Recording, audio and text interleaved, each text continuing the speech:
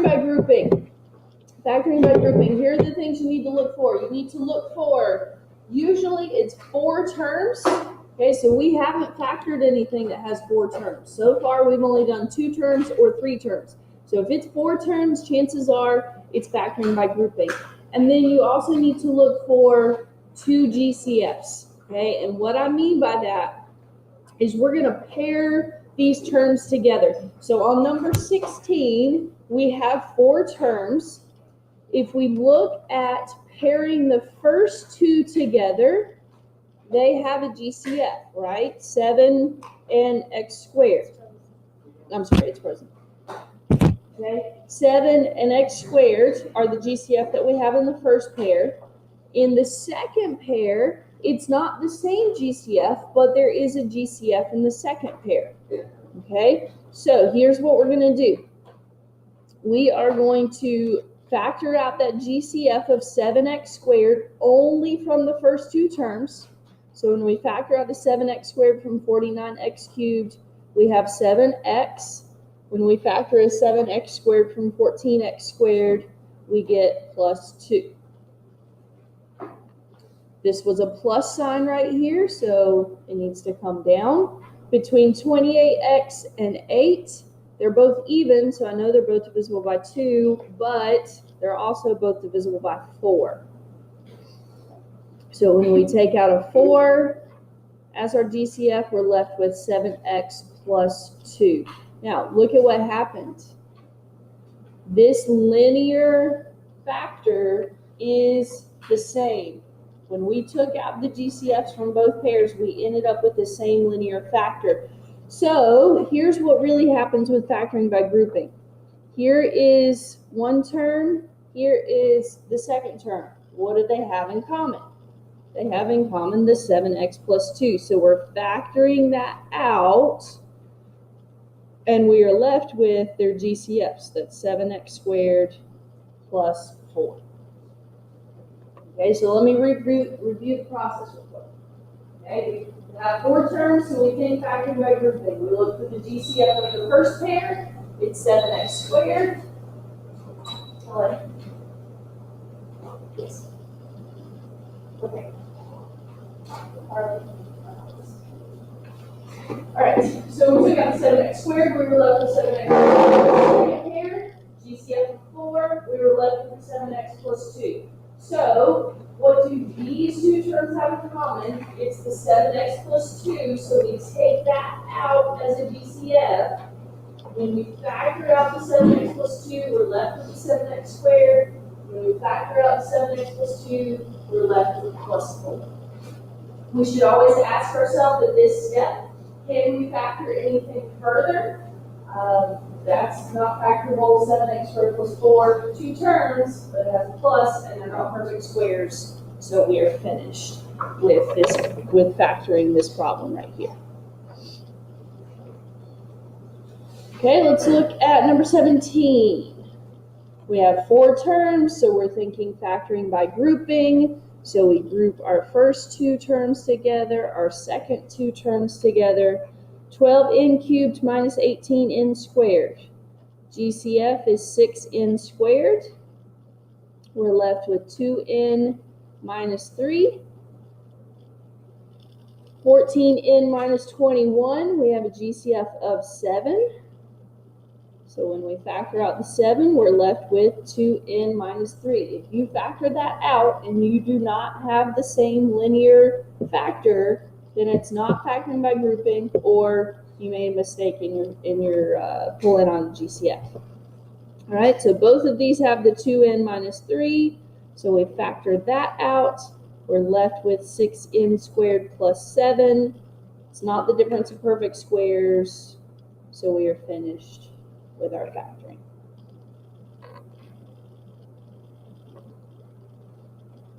Okay, let's look at number 18. We have 4n cubed minus n squared minus 4n plus 1. 4 terms. We're thinking factoring by grouping. Okay, first pair, there's no numerical GCF. right? Because we've got 4 and 1, so nothing there, but we can pull out an n squared. They both had at least an n squared. So when we pull that out, we're left with 4n minus 1. Don't forget, you got to put that 1 there to hold the place of the n squared. Now, when it comes to the second pair, it doesn't look like we have a GCF, right? 4 and 1, no variable, nothing there. But anytime that second pair starts with a negative, you have to factor out a negative. So let's factor out a negative 1. When we factor out a negative 1, that becomes a positive 4n minus 1. So now we have the same linear factor. So let's pull that out. We're left with our GCFs, n squared minus 1. Is n squared minus 1 the difference of perfect squares? Two terms minus both perfect squares? Yes. Okay, so you must factor this further. You have to go all the way. You cannot stop. If that is the difference of perfect squares, you got to finish it out. Or else you're not factored. Yes, this is factored, but the next step is factored fully.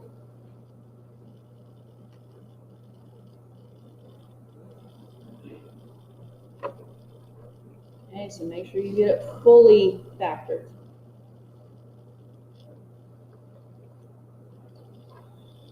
Okay, let's look at number 19. Big numbers. I might have to use my calculator a little bit more on this one. First pair, second pair. Let's see here. I know they're divisible by 10. Let's see here. 63. 45. Let's see here. 63 is divisible by 9 and 7. 35 is divisible by 7. So let's do 70. Yep. Okay, so 70, and then we've got a to the 4th and a cubed, so a cubed is the GCF there. So 630 divided by 70 leaves us with 9. A to the 4th divided by a cubed is a. Negative 350 divided by 70 would be negative 5, and we factored out the a cubed.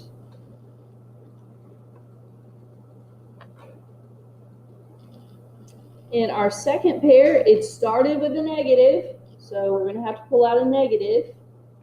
Let's see here, 8, 10, 90. And this time, this one, we haven't had a variable GCF in the second pair before, but we do on this one. So that's 90a. So we're left with 9a. And that's going to be a minus, because 450 divided by the negative 90 would be negative 5. And we pulled out the a. So we got the exact same factor. So we can pull that out. 9a minus 5. 70a cubed minus 90a. Can that factor further? It's not the difference of perfect squares, but here was my problem. I broke my rule and I did not look for a GCF in the entire thing to begin with. Every term had an A. Every term was divisible by 10. So I forgot to take my GCF out at the very beginning. Now, that does not mean that I need to go back and erase all my work. I can take it out right now, okay? I just need to take it out of this set of parentheses. 70 and 90 are divisible by 10, and both of those have an A, so we're left with 7a squared minus 9 when we factor out the 10a from that second set of parentheses. Now, we really don't want to leave it in that order, so the 10a needs to go in the front because I should have factored it out to begin with.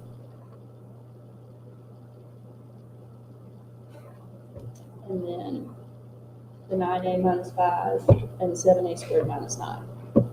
Now, technically, the order of your parentheses here don't matter. Okay, the 7a squared minus 9 could be first. I just prefer to list it this way.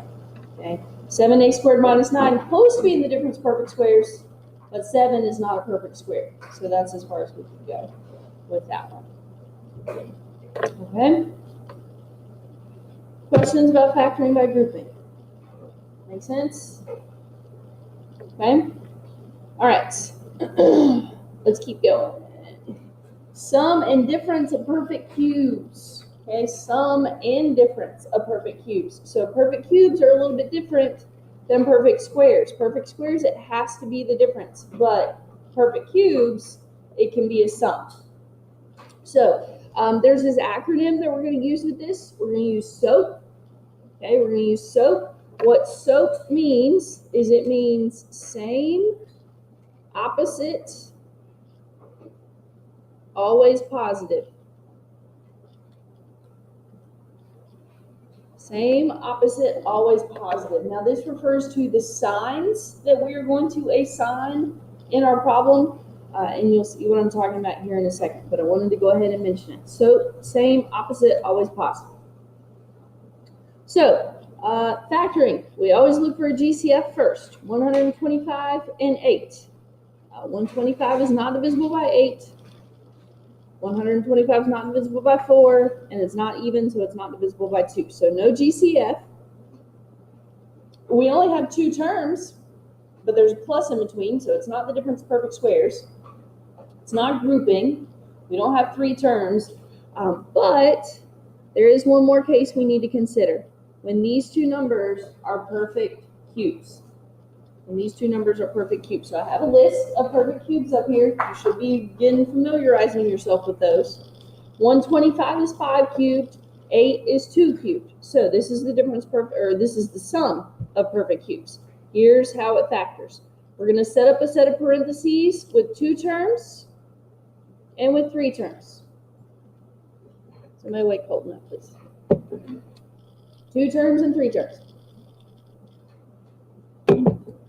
So, in the first set of parentheses, we take the cube root of both terms. So 5 cubed is 125, so the cube root of 125 is 5. And the cube root of x cubed is x. The cube root of 8 is 2, because 2 cubed was 8. I'm not going to put any signs in there right now. I'm just going to put those 2 terms. All right, here's how we're going to build our second set of parentheses. We square the first term right there. We square the 5x. So when we square that, we square the number and we square the variable.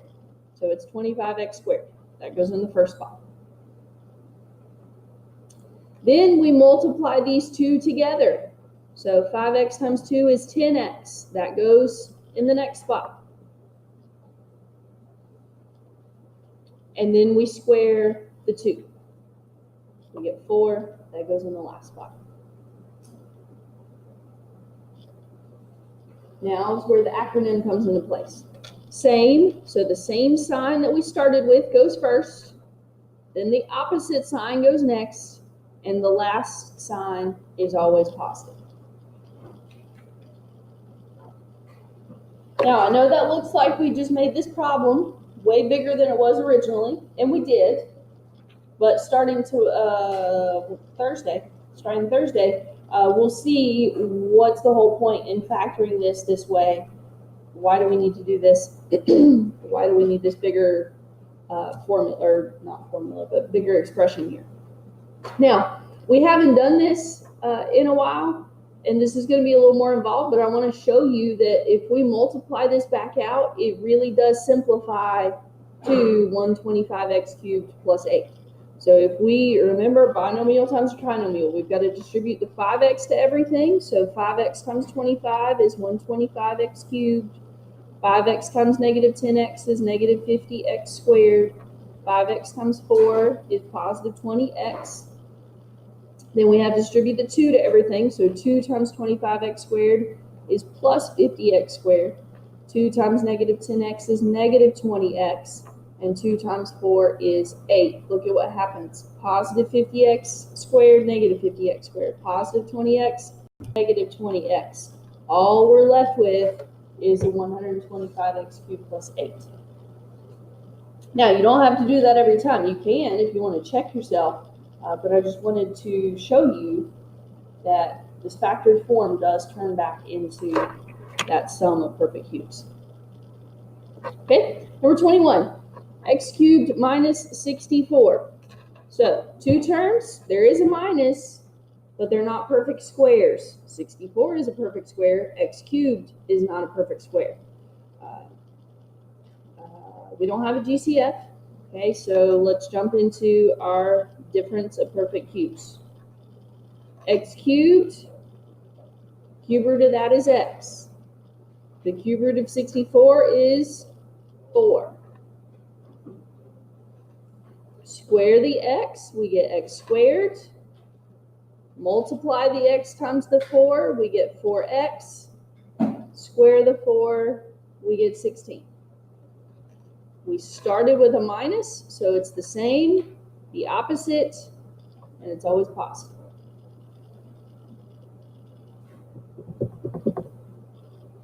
Okay, so it's really simple, but people forget it because they don't have to do it enough.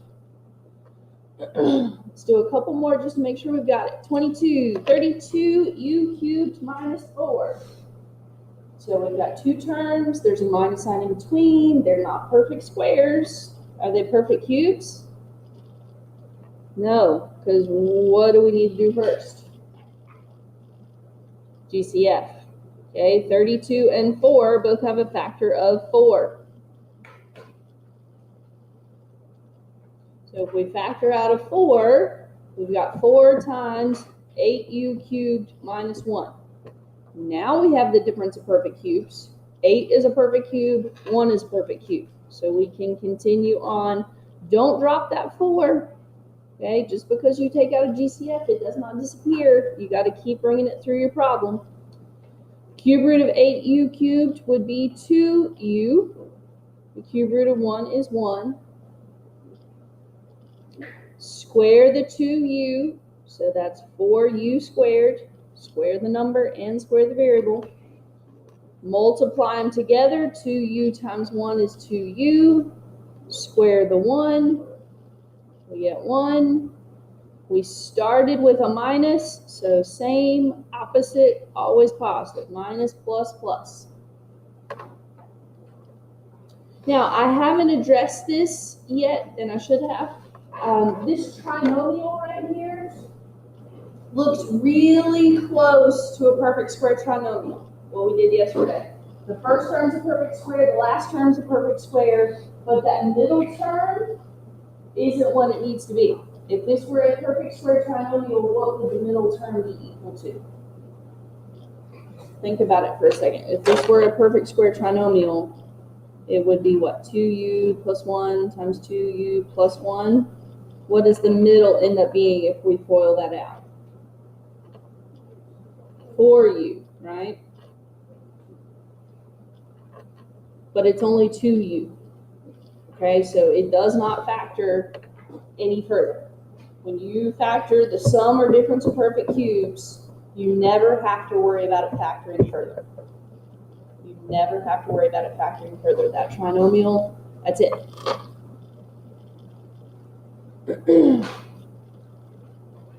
All right, I got 2 more that I want us to do, and then I'm just going to let y'all practice.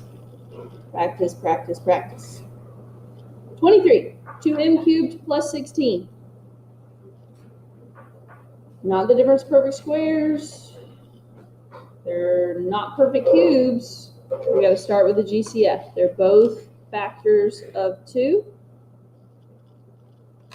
Or excuse me, 2 is a factor of both numbers. So we factor out of 2. Now we have perfect cubes. So m and 2. Square the m. Multiply the m and 2 together. 2m. Square the 2. We have 4.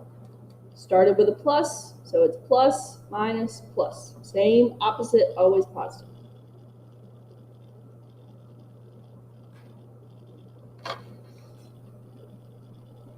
All right, last one. This is not a perfect cube, right? Because it doesn't have 2 terms. It has more than 2 terms. It has 3. So let's go through our list. GCF first. What GCF do we have? 5u. So when we factor out a 5u, we've got 3u to the fourth minus 11u squared minus 4.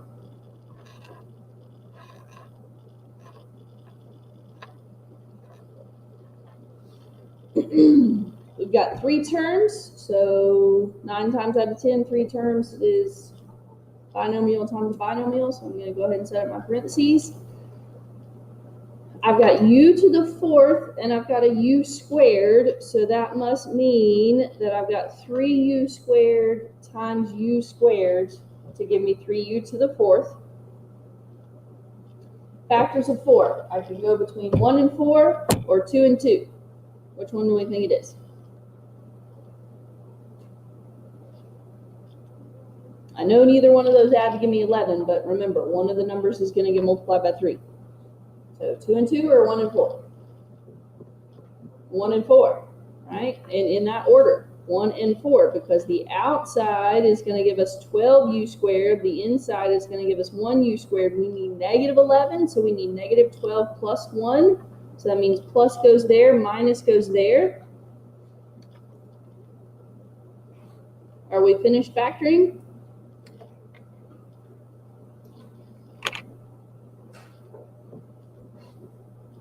Can we factor anything further? Can we factor 3u squared plus 1 further? No, it's 2 terms, but it has a plus in between. How about u squared minus 4? Can we factor that further? Yeah, that's the difference of perfect squares. So we need to go one more step. U plus 2, u minus 2.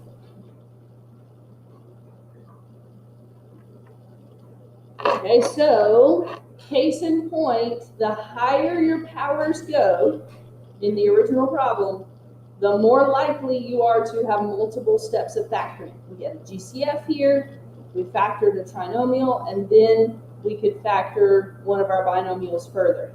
So the higher the power, not always, but usually the higher the power, the more steps of factoring you're going to have. So you should always ask yourself before you say, that's my final answer, can I factor anything further?